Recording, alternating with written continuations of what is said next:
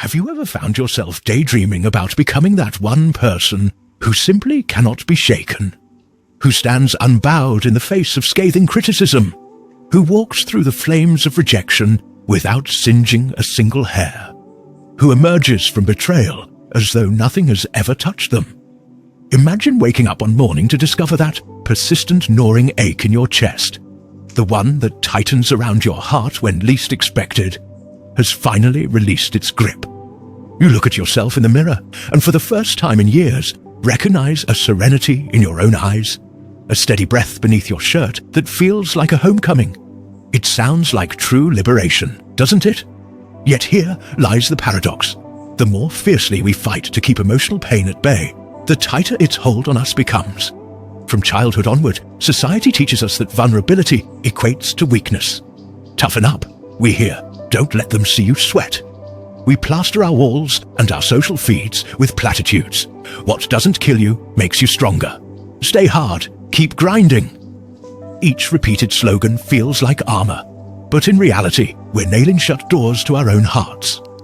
Every time we bury grief under extra work, distract shame with endless scrolling, or smother fear with forced optimism, we reinforce the barrier that separates us from genuine human connection, from creative inspiration, and from the very vitality we yearn for.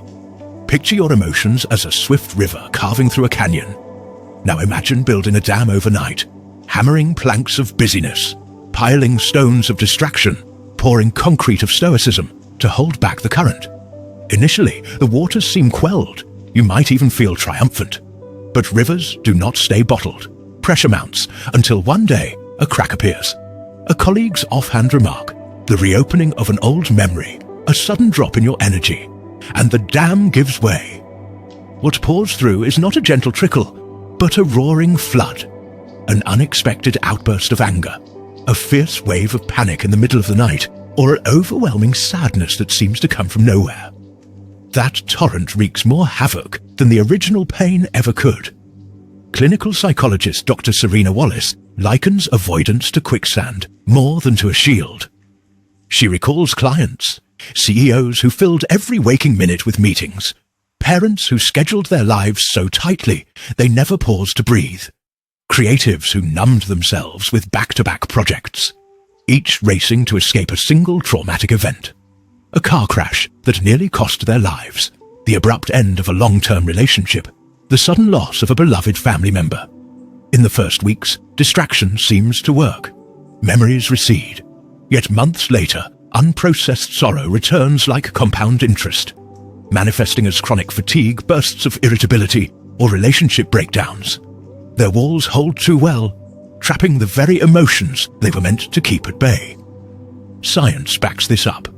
A landmark Stanford study, Golden and Gross, 2010, found that people who habitually suppress negative feelings show heightened activity in the amygdala, the brain's alarm center, when confronted with stress. Over time, these individuals report higher baseline anxiety and hyperactive reactions to everyday challenges. By striving for emotional invisibility, we inadvertently train our nervous systems to treat every whisper of discomfort as a life-threatening emergency. Still, our culture continues to lionize stoicism. We celebrate the athlete who never sheds a tear, the executive who never wavers under pressure, the friend who always has it together. We mistake emotional rigidity for invincibility. But true resilience is more like a seasoned tree in a storm. It bends, adapts, and endures. The mightiest oak can splinter under a gale. The willow yields to the wind and stands tall again when calm returns. Viktor Frankl, psychiatrist and Holocaust survivor, captured this essential truth. Between stimulus and response, there is a space. In that space lies our power to choose our response. In our response lies our growth and our freedom. That critical space emerges the instant you feel pain's first tremor. You can react on autopilot, lashing out, recoiling, or numbing yourself. Or you can pause, take a steady breath and ask, what is this sensation trying to teach me? In that moment, you reclaim agency over your inner world. This journey does not end with a single breath or a simple mantra. It unfolds over months and years as you learn to welcome discomfort, curious, compassionate, and courageous. rather than barricading yourself against it. You discover that every wave of sadness can nourish new compassion, that every pang of shame reveals a long-buried need for belonging, and that each flicker of fear can illuminate the next step toward authenticity. Remember this core principle. You cannot outrun pain, but you absolutely can transform your relationship with it. That transformation begins not in some distant future, but this very moment, right here, right now. Choosing to live fully in the present opens the door to profound resilience. Instead of recoiling from the twinge in your chest or the tremor in your voice, greet each sensation with gentle curiosity. Notice whether it feels tight and constricting or hollow and expansive. Observe where it resides, your shoulders, your throat, behind your eyes, and ask yourself, what story does this physical signal want me to hear? When you turn toward discomfort, as you would an old friend bearing news, it loses its power and becomes a guide to deeper understanding. Pain becomes less overwhelming when carried in community. Identify 2 or 3 people who have shown genuine empathy and discretion. Friends, family members, or mentors. At the first knot of anxiety or sorrow, reach out. Send a simple message. I could use someone to listen, or invite them for coffee with no agenda but mutual presence. Each time you let someone witness your vulnerability, you strengthen both your capacity to trust and your bond with them. Over time, you'll discover that sharing your pain divides its weight and multiplies your courage. Emotions are signposts, not enemies. Anger often points to crossed boundaries. Sadness can signal a need for compassion. Fear frequently highlights areas in your life that require reflection or planning. When you slow down to decode these messages instead of reacting unconsciously, you shift from being driven by old patterns to responding with intention. Imagine your psyche as a diverse ecosystem. It does not eliminate undesirable plants, but integrates each element into a thriving whole. Similarly, allow every emotion, joy and grief, confidence and doubt, to coexist. Observe each feeling, thank it for its warning, and let it pass. With practice, you'll come to see all emotions as temporary and informative, rather than threats to be crushed. Consistency cements transformation. Anchor yourself each day with a brief ritual. Perhaps 2 minutes of mindful breathing upon waking, 5 minutes of gentle stretching at midday, or a moment of gratitude before bed. Link this ritual to an existing habit, after brushing your teeth, for example, and use reminders, an alarm on your phone, or a sticky note on your desk. These rituals ground you in the present moment and remind your nervous system that calm observation is always within reach, even when life feels chaotic. Resilience isn't forged in grand epiphanies alone. It's built in tiny moments of choice. Notice when you feel your heart race, but choose to breathe through it. When you see a wave of sadness and decide to sit quietly with it rather than fleeing. When you pause before responding to provocation. Each of these is a victory. Keep a simple journal of these daily wins. Over weeks and months, you'll compile a powerful record of your growing courage and self-compassion, a tangible proof of your progress when doubt creeps in. Transforming your relationship with pain is a lifelong journey. There will be times when you slip back into old patterns, days when the dam creaks and overwhelming emotions surge. When that happens, offer yourself compassion rather than reproach. Acknowledge, I slipped into avoidance, and that's okay. I will choose presence again. Each return to mindful presence, no matter how often it's needed, weaves another thread into the tapestry of your resilience. By weaving these practices into your daily life, meeting discomfort with curiosity, sharing struggles with trusted allies, decoding the language of your emotions, integrating every part of yourself, and celebrating small victories, you build an inner strength so deeply rooted that no external storm can uproot it. You transform pain from a foe to a teacher, every challenge into an opportunity for growth, every wave of discomfort into a stepping stone toward wholeness. In living this principle moment by moment, you become truly unshakable from the inside. We often live our lives convinced that the source of our pain is external. Other people's words, their actions, the betrayals we've endured, or the opportunities that slipped through our fingers. But the truth, though uncomfortable, is that the real root of our suffering lies within us. Pain doesn't come from what's done to us, but from the meaning we attach to those experiences, and more deeply, from the unaddressed wounds that already exist within us. When we experience hurt, whether it's from a harsh comment or an unfulfilled expectation, the sensation itself is not the true source of our suffering. It's the story we tell ourselves about it. The narrative we spin around the event, often laden with old fears, past trauma, and insecurities. This is where the power of our unconscious lies, beneath the surface of our daily consciousness, the things we choose not to face or deal with, but that continue to shape the way we perceive and react to the world.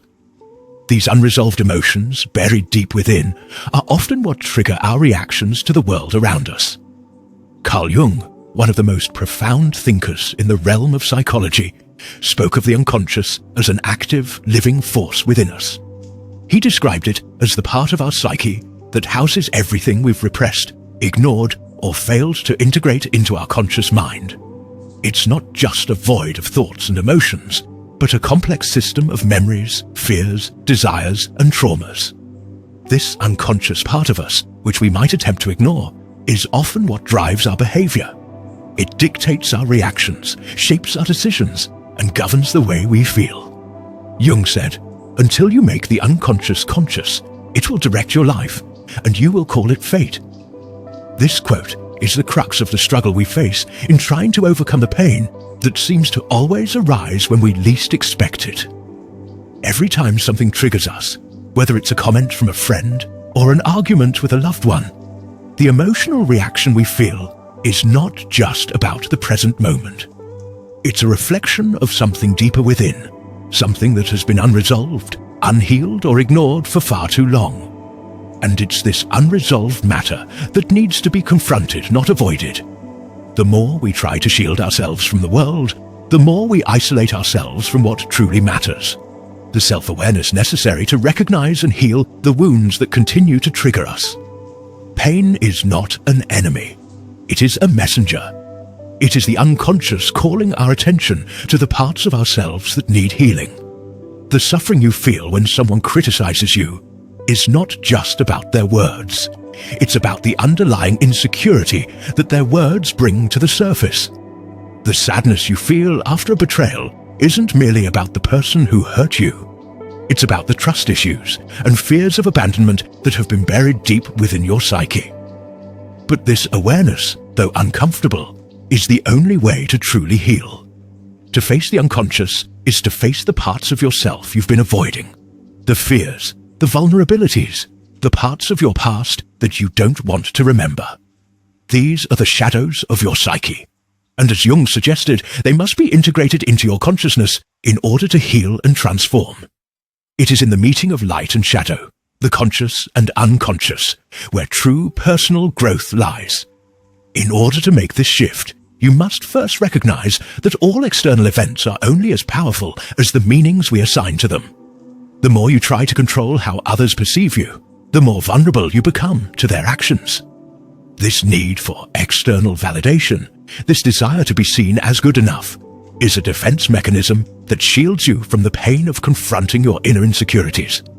But as long as you continue to rely on external validation, you will remain at the mercy of those who have the power to trigger your emotional reactions. The real battle is not against others or the world around you. It's against the unconscious forces within you. Until you make your unconscious conscious, it will continue to influence your life in ways you cannot control. This is why some people seem to sail through life with remarkable calm, even in the face of adversity, while others crumble at the smallest challenge. The difference is not in the external events, but in how those events resonate with the person's inner world. What you need to understand is that you cannot avoid pain by controlling the world around you. The pain will follow you as long as you refuse to look at the root causes within yourself. Jung's message is clear. True strength comes not from avoiding suffering, but from embracing it, understanding it, and allowing it to guide you toward transformation. In this journey of self-awareness, you must accept that the world will never treat you the way you expect. People will disappoint you, betray you, and hurt you. But none of this has the power to break you unless you let it. The key to overcoming pain is not to avoid it, but to understand where it comes from and what it is trying to teach you. Every moment of pain is an opportunity for growth, if you are willing to face it, integrate it, and move beyond it. Your path forward requires courage, the courage to look inward and confront the parts of yourself that have been hidden in the shadows. It requires the strength to stop running from pain and instead to move toward it with curiosity and understanding. This is the essence of what Jung called individuation, the process of becoming whole, integrating all aspects of the self and no longer being ruled by the unconscious forces that control your reactions. When you learn to integrate the unconscious, you no longer react to life from a place of fear or insecurity. You become more conscious, more present, and more capable of responding to the world with clarity and strength. You no longer need to shield yourself from the pain of life. You can stand firm in the face of it, knowing that nothing outside of you has the power to harm you unless you allow it. The true power lies in your ability to respond to life with awareness, to see the patterns that are repeating in your life, and to break free from the unconscious forces that have held you captive for so long. The journey to self-awareness is not easy, and it is not for the faint of heart. It requires a deep willingness to face the darkness within and to embrace it as part of who you are. But it is only through this process of integration that you can become truly free. The pain you feel is not a curse, but a blessing in disguise. It's the key to unlocking parts of you that have been hidden and repressed for far too long. When you face it, you'll find the strength to transform. Pain is not something to run from. It's a guide, a teacher showing you where to grow. So many of us fear pain, thinking it signals that something is wrong with us or the world. But what if pain is simply a message from within, telling you that there's something you need to address? Most people spend their lives running from pain. We numb ourselves with distractions, substances, and constant activity, hoping that if we ignore the pain, it will go away. We build walls around our hearts, hoping that if we protect ourselves, we can avoid suffering. But the more we run, the stronger the pain becomes. It manifests in anxiety, depression, anger, and self-doubt. These are the symptoms of pain left unaddressed, and the longer we ignore it, the more it controls us. The truth is, you cannot run forever. The pain will always find a way to make itself known. It will show up in your relationships, your health, and even in your thoughts. The longer you avoid it, the harder it becomes to face. You may experience physical illness, emotional outbursts, or a deep sense of dissatisfaction with life. You cannot escape the lessons pain has to offer. The only way out is through. But when you decide to face your pain, you reclaim your power. You stop letting it dictate your every thought and action. Instead, you allow it to show you the path to healing and growth. It's not easy. It's uncomfortable. But transformation happens when you face your pain, not when you avoid it. You cannot grow without it. The magic lies in embracing the uncomfortable, feeling the emotions you've been running from, and allowing yourself to break down and rebuild. Pain is not an isolated experience. It is part of your journey of individuation, the process of becoming who you truly are. When you face your pain, you allow it to help you strip away the false layers you've built to protect yourself. These layers, masks, defenses, facades, keep you from your true self. They may have served you in the past, but they no longer do. They hold you back from fully experiencing life and meaningful connection. Individuation is the process of integrating all parts of yourself, the light and the dark, the known and the unknown. It's about accepting who you are, flaws and all, and recognizing that these parts are not to be ashamed of, but are part of your wholeness. Only by embracing your pain, your fears, and your insecurities can you fully become who you are meant to be. So, are you ready to face it? Are you ready to face the pain that has held you captive for so long? It's not going to be easy, but if you are willing to look at yourself honestly, you will find that the pain you feared is actually the key to your freedom. It is the key to transformation. The journey is difficult, but the rewards are worth it. The first step is facing your pain, and in doing so, you step onto the path of true healing and self-discovery. The process of individuation is not an abstract concept, but a very real and deeply transformative journey. It's not about becoming a perfect version of yourself, nor is it about constructing an ideal identity. It is about fully integrating who you are, not only the parts that are easy to accept, but also those that you've been avoiding for years. All the parts of yourself you've hidden or rejected, the parts that seem too ugly, too broken, too weak to be seen by others, are precisely the parts that need to be accepted and understood. It's this process of embracing all aspects of yourself that leads to true wholeness. As we discussed earlier, pain is often seen as the enemy.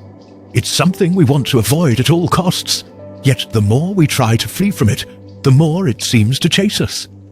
The pain that we experience, whether from rejection, loss, betrayal, or the harshness of life, is not a sign of our weakness. It's a reminder of what's still hidden inside us, what we have failed to face and integrate. So, instead of running away from pain, it's time to stop and look directly at it. Only when you truly face it can you begin the real process of self-transformation. At first, the idea of confronting your pain may seem unbearable. After all, who wants to voluntarily face their deepest fears, their shame, or their anger? But the truth is that these emotions hold the key to understanding and transforming ourselves. The pain we feel is not some cruel joke or punishment. It is a teacher. If we refuse to learn from it, it will keep knocking at the door until we're forced to listen. Pain is simply the expression of something within you that hasn't been fully processed. The moment you acknowledge it, you take the first step toward reclaiming your power. The journey of individuation requires deep honesty. It calls for an unflinching look at your own truth, however uncomfortable that truth might be. We all wear masks, whether it's the mask of a strong, successful person, the mask of a perfect partner, or the mask of the happy, always okay individual. These masks are there to protect us, to shield us from the pain of vulnerability, rejection, or being misunderstood. But these masks are also the very things that prevent us from becoming who we truly are. They are the walls that keep us from feeling, from experiencing life in its fullness. The masks you wear, whether they're invisible to others or not, are ultimately what keep you from stepping into your authentic self. The truth is, you do not need to be perfect to be whole. You do not need to meet the expectations that others have placed on you. You do not need to hide your flaws, your weaknesses, or your fears. In fact, it's the integration of those parts, the things you've been avoiding, that creates the most profound transformation. True strength comes not from rejecting these parts of yourself, but from embracing them. When you acknowledge your vulnerabilities, your insecurities, and your fears, you stop running from them. And that is when true empowerment begins. Individuation is not a destination. It's a journey. It's a lifelong commitment to discovering yourself, unearthing the parts of yourself you have buried for too long, and integrating them into your consciousness. This process is not easy.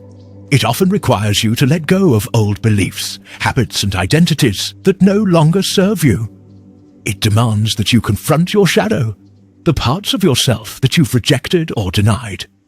But once you begin this process, something extraordinary happens. You stop living in the surface-level reality that others have constructed for you, and you begin to experience life from a deeper, more authentic place.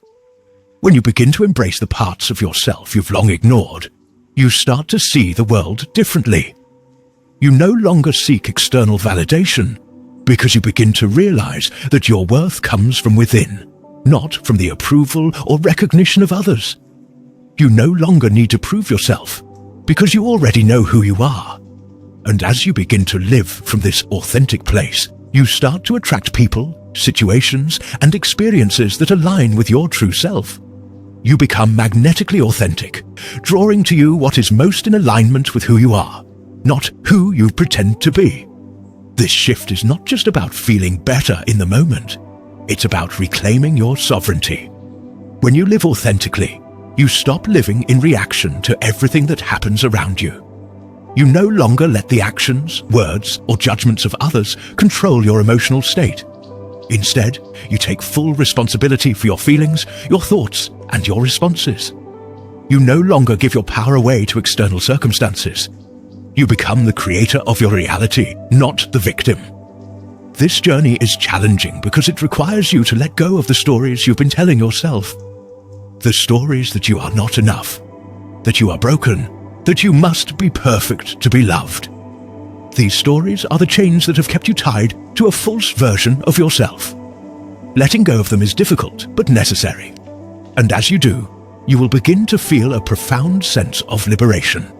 No longer bound by the constraints of old beliefs, you will finally experience the freedom that comes from living as your true self. Individuation is not just about transforming your internal world.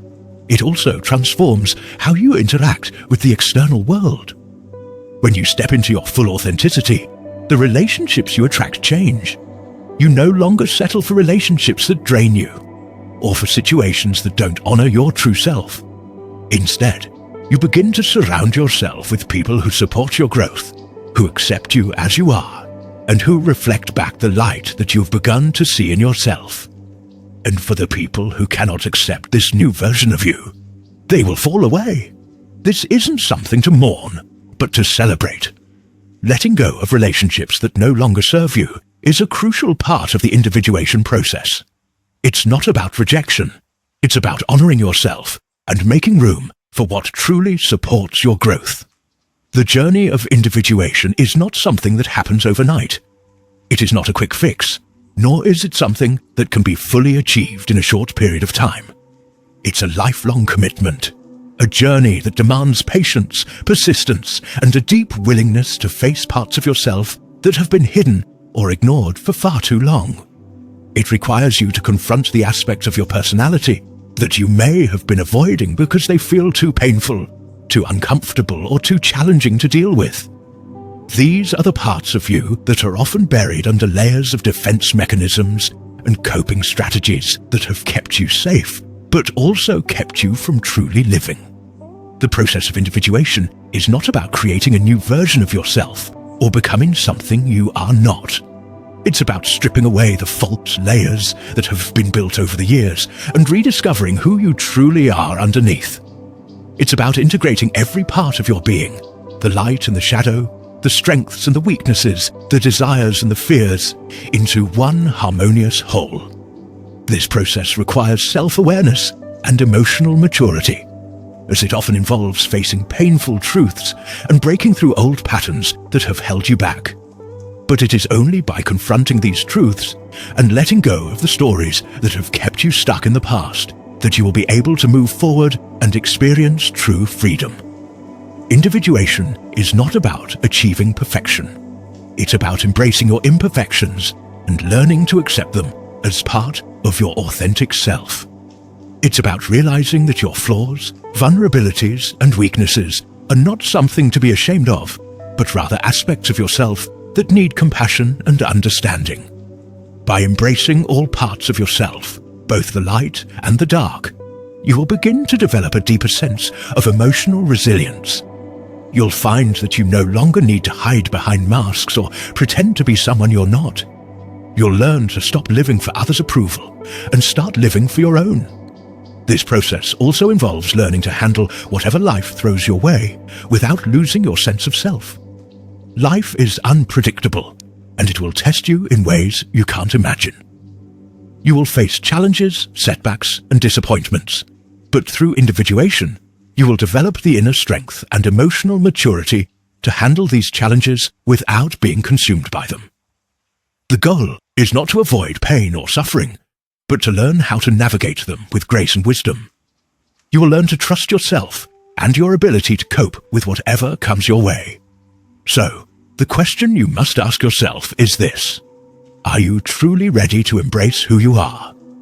Are you willing to let go of the masks, the stories, and the beliefs that have been holding you back? Are you willing to confront your deepest fears and face the parts of yourself you've been avoiding? If the answer is yes, then you are about to embark on the most powerful transformation of your life. It may not be easy, and it may not always be comfortable, but the rewards of this journey are immeasurable. By fully embracing your authentic self, you will open the door to a life of true freedom, peace, and self-empowerment. The road ahead may be challenging, but it will also be the most rewarding journey you've ever taken.